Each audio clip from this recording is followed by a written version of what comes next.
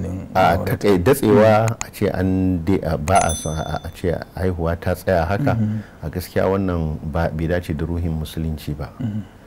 Saboda Allah manzo Allah sallallahu alaihi wasallam ya ce tazawwajul wadud al walud fa inni mukathirun bikum al umam yawm al qiyamah. Ku auri mata waɗanda suke masu yawan haihuwa domin ina so ne alfaharin yawan al'umma tare da ku ranar alkiyama.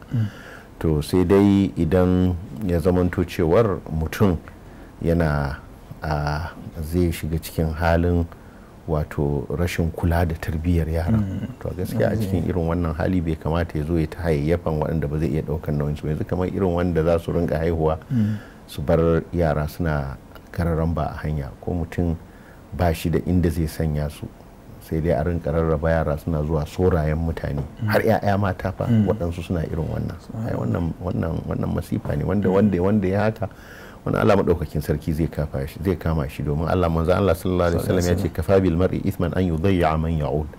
Ya ishi mutum laifi ya tozarta wanda Allah ya dora masa nauyin kula da shi. Tai wani malamin za su kafa hujja da Allah subhanahu wataala yake cewa na narzuqukum wa iyyahum, masalan ce arzikin duk wanda bakin da Allah ya tsaga ba zai hana shi abinci ba.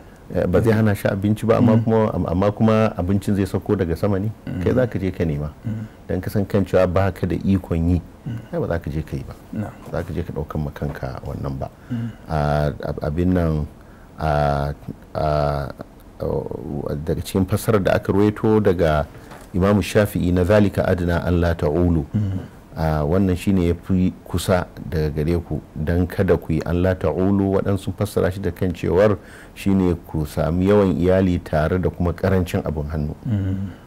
An ruwaito wannan tafsirin daga al-Imam Shafi'i, kuma shi yasa Imam Ibn Abi Dunya cikin Rasail ɗinsa ya yi risala akan wannan, wanda yake nuna har ya kawo asar daga Sayyidina Umar ibn al-Khattab cewa yana daga cikin wato a takurar rayuwar duniya ya zama mutum yana da karancin abin hannu sannan kuma ga yawan iyali.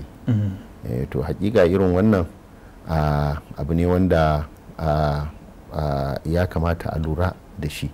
Hakika ana son Annabi sallallahu alaihi wasallam zai alfahari da yawan zurriya, da yawan mabiya, yawan al'umma, amma mutum ba wai kawai yawa na yoyoyo ba.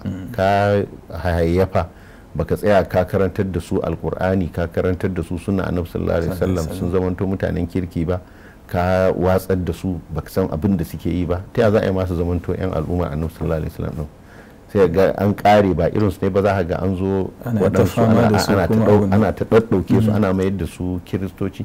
Sannan an ga cewa ba ka iya ɗaukar nauyinsu sai a zo da sunan cewa za a taimaka maka, za a taimaka maka kuma su zawo su ne suke da yawa waɗanda aka mayar da su yan mishan suka ɗauke su suka mayar da su a cikin jihohin da musulmi suka fi yawa, aka samu yan mishan an daddasa su. yawanci irin wannan din ne, a zo a samu wanda yake ba zai iya ɗaukar nauyin iyalinsa ba sai su ɗauke shi su je su sa yaro a makaranta su sa shi cikin addininsu.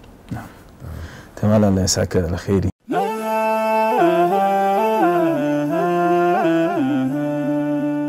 haske mai leƙa gidan kowa Afirka TV. TV3 tafarkin rayuwa.